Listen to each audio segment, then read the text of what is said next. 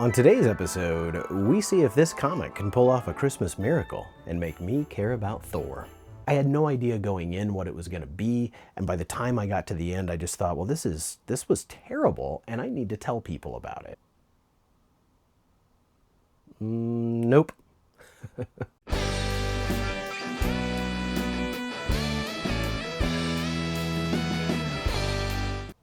Welcome to Haul Yeah Comics. My name is Nate, and I have issues. And today's issue is The Mighty Thor number 444, the old triple quattro.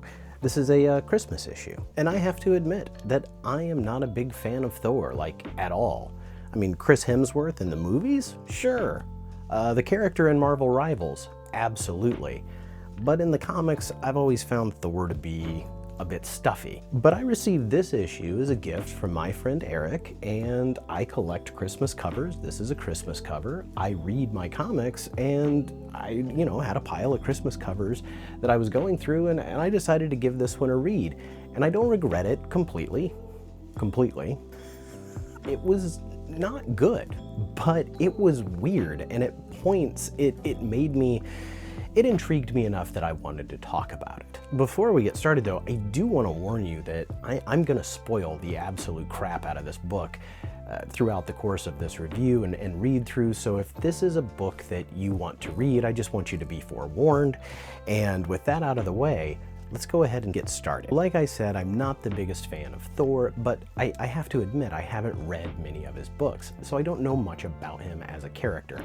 I know he's a Norse god, I know that sometimes he's a human named Donald Blake, so I start to read this. When architect Eric Masterson stamps his wooden walking stick upon the ground, he is transformed into the Norse god of thunder. Armed with his enchanted hammer, he is at once the master of the storm, lord of the living lightning, and one of the strongest warriors who ever walked the earth. Eric Masterson? Who the crap is this? So I do a little bit of research, and this is not, the Norse god regular Thor that you're used to from the Marvel Universe. This is a replacement god. This book is from 1992, and in the 90s they did this thing where they would take their big major tentpole superheroes and have them replaced with lesser known characters.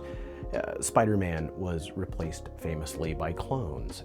Batman, after Bane broke his back, was replaced by a murderous psychopath, a different hero named Azrael. Superman, after he was killed by Doomsday, was replaced by, I think a robot, a clone, and two kids in a trench coat. So it was a thing that they did, and I guess they did it with Thor as well. I really wasn't aware of it until I read this issue. And he does end up becoming his own hero called Thunderstrike. And I don't want to judge a book by a cover, but I mean, look at this thing.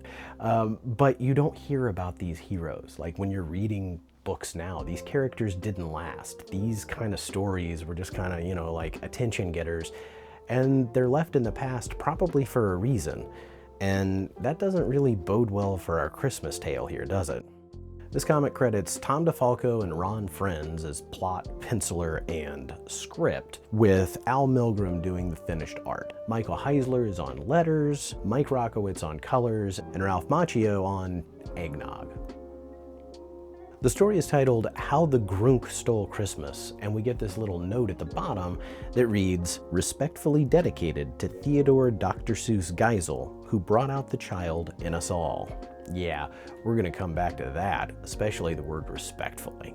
As we read the opening pages, we find out that the real Thor is banished somewhere, and Thunderpants here is the replacement Thor, and boy does his life suck. His ex-wife is remarried to this He-Man professional football player that keeps his wife and son living in the lap of luxury, a lifestyle he could never provide for them. We also find out that Eric is about to become homeless because he's been evicted from his crappy rundown apartment, and his girlfriend is at the hospital in an unresponsive coma. Top that off with the fact that he can barely afford to give his son the Christmas present that he really wants, and all around the city, people are being robbed of their Christmas gifts.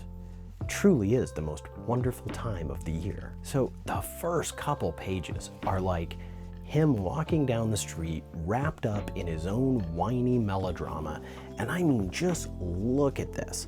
Like, there's so much exposition and talking, and the snow from the artwork makes it look like a old analog television where you're trying to watch through static or something. It's actually kind of hard for me to focus on the art because of the way these panels are drawn, but it's also hard for me to focus because I'm exhausted by the time I get to the end of the page. He never stops talking or thinking. My old place got trashed and the other tenants think I'm a hazard. There's Susan Austin. I've got to drop by the hospital. I wish I had time to dawdle, but I've got a holiday dinner to prepare for. Poor Susan. She's been used as a pawn by both Loki and Mephisto. My ungrateful in-laws, all because of me. He's just constantly thinking and talking about every aspect of his life, and by the time I get to the bottom of page 3, I'm already exhausted. He is so wrapped up in his own stuff as he's walking down the street. This woman is literally mugged, like pulled into an alley right in front of him, and he doesn't even notice it. And the way he discovers the robbery is kind of funny. Like, he walks up and sees a hat on the ground. He's like, "What the? A hat?" Like, that would be the most weird thing to see in the winter, like a hat. Like, that's what triggered that this woman was robbed. So he has a little exchange. He finds the woman in the alley, and she lets him know that the thief took a present from her, and she's not sure which present it was. And so he goes chasing after the thief, but he loses the thief. And when he loses the thief, he has this moment where he's like, "Captain America would definitely toss me off the Avengers if he ever heard about this fiasco, and I couldn't blame him." I mean, that's a little harsh. Like, you mess up one mission and Cap's gonna throw you off the team? But that's the character of Eric Masterson. The glass is always half broke. I think it's a little extreme. New Thor's something of a drama queen. So after losing the thief, he checks in with the local police, and while there, that's where we learn this plot point that the thief, the Christmas bandit, the Christmas thief, he's only stealing one present from each person that he robs. So a little bit of an odd MO, but you know, this story is just a little bit odd too. So Eric changes from Thor back to himself and continues on his journey to his ex-wife's new apartment with her new husband, where he is made to feel like both physically and spiritually small because this guy's enormous. Number one, he's a professional football player, and number two, their house is stacked to the ceiling with presents and luxuries, things that, you know, he, like I said, he could barely afford to buy this racetrack thing that his kid wanted. He's just there and he just feels like crap. Like, they know that he needs a place to stay, and the wife's like, "Well, you could stay here with us." You know, the last thing he wants to do. He gives his son the gift that he bought for him, and then they have this awkward exchange about the word dope. "The Super Jammers was really dope." Dope? Neat to someone from your generation.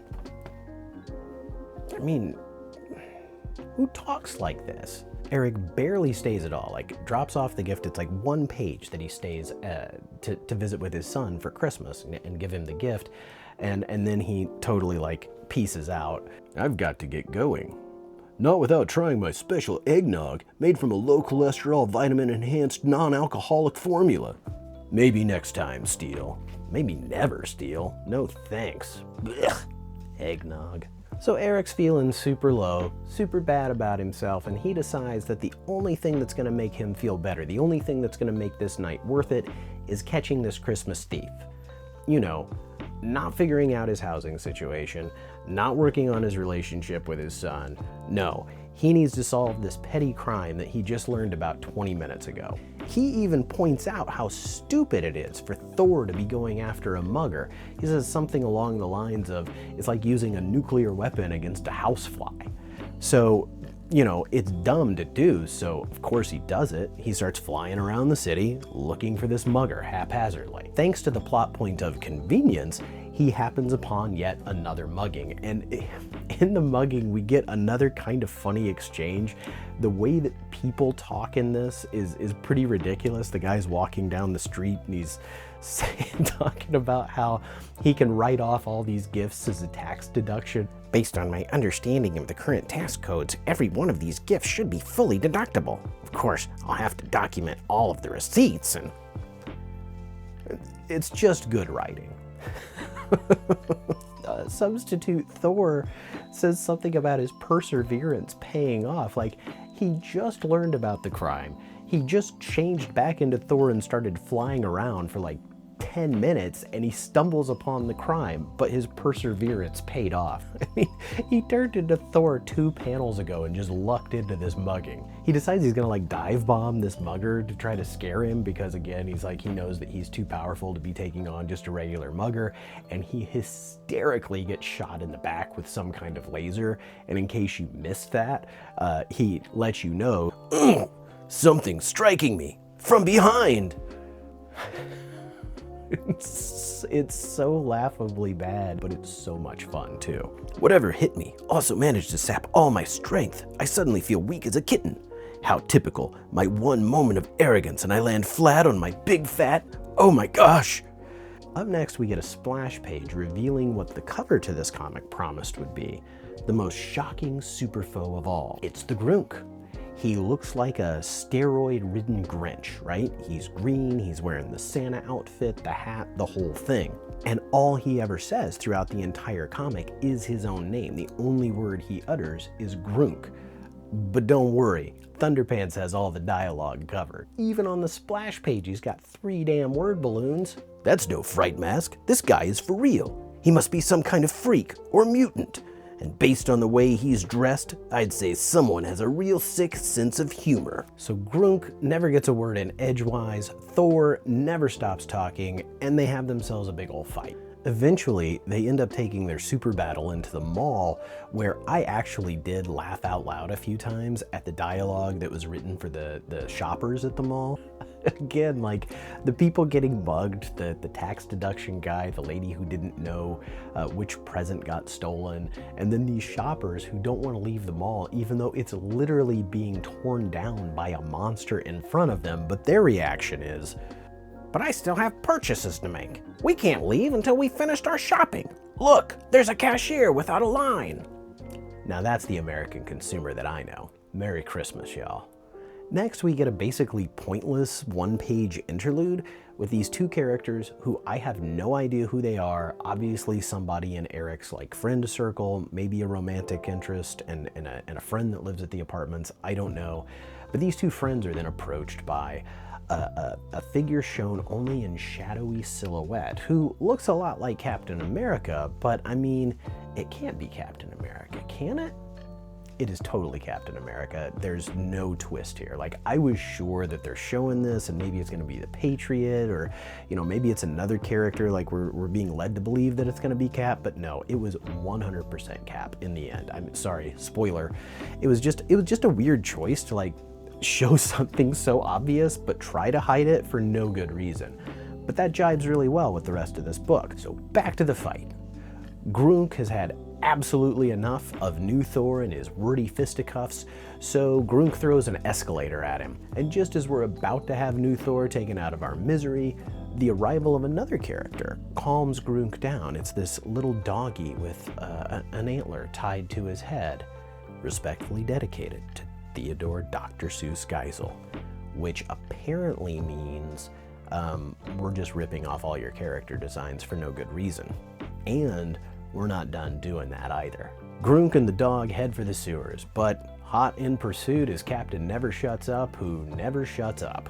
"Hi, remember me? You left me stranded on the dance floor without a partner. I haven't been this disappointed with a date since the time cute little Millie Sharif got drunk and tossed her cookies in the backseat of my old man's new car." That's a weird story to be telling in the middle of a super battle. "You know, pal, you just made a bad day even worse. Chasing you into the sewer is one experience I would have preferred to live without. Of course, there's an advantage to fighting down here. No more innocent bystanders for you to threaten. You're real lucky that I don't have to pay dry cleaning bills on this costume. Unfortunately for you, I'm a man with something to prove. You made me look like a dope tonight." There's that word again. "Any more foul-ups and Captain America could bounce me like a bad check. That means you're gonna greet the floor like an old friend. Nuff said." I wish he never shuts up. Thor gets dogpiled by this mysterious group trying to keep him from further injuring the Grunk. Thunderpants lifts his hammer. He's ready to bust some heads open. "I'm tired of playing the punching bag. The next person who tries to manhandle me is gonna make his dentist a very rich man. Someone obviously didn't get the message. I hear you sneaking behind me and... Oh no, I don't believe it. Who are you?" So Thor's got his hammer up, right? I mean, he is ready to knock the teeth out of whoever it is that snuck up behind him. And who is it? It's a child named Cindy Lou, and she's holding the dog from earlier, whose name is Max, because this is respectfully dedicated to Theodore Dr. Seuss Geisel. The face Thor makes right before he's ready to mess up this little girl with his hammer is hysterical to me. There's 3 or 4 panels throughout this book where he's got this look of like abject, absolute terror on his face, and it doesn't really match the emotion of what the scenes are portraying. So it just adds to this like disjointedness that I truly did enjoy. We learn that these folks who are trying to protect the Grunk are looking out for him, that they're all homeless and living in the sewers. He is sort of like their protector, but, you know, in return, they look out for him. Little Cindy Lou Not Who read Grunk a picture book about Christmas, and because he's the way he is, he decided that he wanted to give the people in the sewer the kind of Christmas that was in that book. So he's out there robbing Christmas presents from people, and he put a tree down there and he's dressed as Santa. I mean, the reason he was stealing Christmas presents is because he's just a big dumb softy, and that's actually kind of sweet. The sewer folk tell substitute Thor, they're like, we don't even want the presents. We told him not to do this, but you know, we couldn't get through to him. He did it anyway. Please don't take him to jail. We'll return all the presents. They just want Thor to let Grunk be. And what I thought was really funny is one of the guys says that Grunk will never survive jail. Like, really? I mean, what do you mean he'll never survive jail? He's an 8-foot tall monster full of Christmas muscle. He went toe to toe with Thor. I think he'll do just fine. That doesn't make any sense. So the last panel on this page shows Eric in this like dark grimace trying to decide what he should do. Could he be learning a lesson here, like the true meaning of Christmas? Well, no. There's no lesson. We're not learning anything. This is just bad. I mean, the right thing to do would be that there are people and a monster and a child and a dog living in the sewers, and you could get them some help. You're an Avenger. Surely you can find a way to provide some support to them, to help them out and get them back on their feet. But nope. Next page, Eric goes to see his girlfriend in the hospital who's in a coma. And maybe it's not his girlfriend, I don't know. They don't say one way or another. There was another girl earlier who seemed like maybe she was a romantic interest. Maybe it's a whole love triangle thing, who knows. But here's what I do know. He cares about this woman, he's visiting her in the hospital. And while he's visiting her and whining incessantly, she wakes up. Probably because she wants him to stop talking. I mean, to be honest, that's all any of us want for Christmas now. Is like, having read this, I just want him to shut up. So when the woman wakes up from her coma, the doctors and nurses, they all proclaim it's a miracle, and you know, it would be. And then one of the doctors says, God bless us all, everyone. Respectfully misquoted and dedicated to Charles Dickens. So it's been a long night. Eric leaves the hospital, and that's when we finally meet up with Captain America. It's revealed that it was Captain America because it was clearly Captain America, no question. And Cap offers Eric, he says, I heard you don't have a place to stay. You can bunk at Avengers Mansion for no charge. And it's through their conversation that we learn what happened with the sewer people and Grunk and Thor.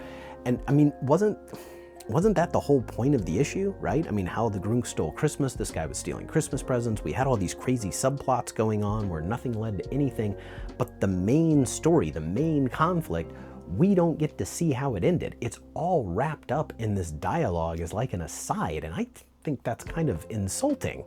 What we learn is that Eric recovered the presents that the Grunk stole, but he wouldn't tell the police anything about who stole them or why they stole them. And because of that, Cap says he questions Eric's judgment as a hero. Why would Eric not, tell Cap why he did what he did? Why would he not trust him with that information? You think Cap doesn't want to help homeless kids? What is this story? And in the end, like, Cap tells Eric he has the potential to be one of the greatest Avengers of all time. Doubt. In my opinion, the most important piece of the story, the conflict, is just kind of wrapped up off screen, and we never get to see what happened to the Grunk or these people. We don't know if or how they're being helped. What are we doing here? So I guess in the end, nothing is resolved. Eric returns home to his crappy apartment, still sad sacking the whole way, thinking, talking out loud, just being as melodramatic as he can. And when he gets home, we get another one of those great shots where he's making a face like he just found a refrigerator full of severed heads, not what actually is on the other side of the door, which is an impromptu Christmas party organized by his son. And that's it. Like, they eat some food and they put their arms around each other and they look at the Christmas tree and it's over. What was the point? We don't learn what happens to the Grunk, like what he was. We don't learn how the people that he was trying to help end up. They're just kind of left. Everything is just left dangling. Why does the Grunk exist at all? Seriously. If you're gonna respectfully dedicate a story, and use characters that are just absolutely copied, why not, take some of that story element? Eric was an insufferable ass through this entire issue. And by the time we got to the end, I thought he was gonna learn the true meaning of Christmas, learn what really mattered. But no, like, he got this party and his friends were there, but there was just no realization for him. There was no enlightenment. It was just poorly constructed. The story of the Grinch is great. The idea that this character, this just disgustingly hateful character, learns that what's most important is the connections that we have with each other. It's not material objects. It's not the materialism of Christmas. It's the emotion of Christmas. And if they wanted to parallel that story in this, that could have actually been really smart, because the character of Eric is so annoyingly sad sacky through the entire thing. He's so down on everything. And to be fair, he has so much Marvel melodrama thrown at him. Of course he's going to be feeling the weight of that, but it should have ended with some kind of realization, some kind of awakening, some kind of lesson where he realizes what's most important in his life. We didn't get that. The only thing we got was this bizarre copy of Dr. Seuss's Grinch characters within a story of Thor, who's also a copy of a Thor character. So I guess you could argue that this whole thing was like a meta experiment, but I just don't think it's that clever. We really should have had this moment where he learns to focus on what's important in his life. But instead, we just get a party with a bunch of people we've never seen before, and some of which have some very bizarre names. It's Ed Marino, everybody. He's Kevin's teacher. And I'm Samantha Joyce, Aloysius Jamesley, and Harry Cleese. So this is like a 2 out of 10, man. I mean, it just was not good. I could maybe give it a barely passing score of a D- as a story. Now, my enjoyment of it, actually, because of the absurdity and just how bizarre it was, is probably more in the C+, B- range. And it's just something that I had no idea going in what it was going to be. And by the time I got to the end, I just thought, well, this was terrible, and I need to tell people about it. I decided I was going to make it my Christmas read through this year. It was really badly good, or goodly bad. I don't know which. I appreciate you sticking around to the end of this one. I hope you've had, or will have, or are having right now, depending on when you're watching this, a very Merry Christmas. I will see you in the next one. Thanks so much. Bye-bye.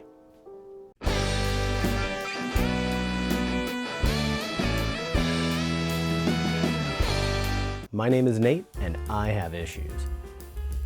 Sounded more like I have issues. Try that again. When architect Eric Masterson stomps.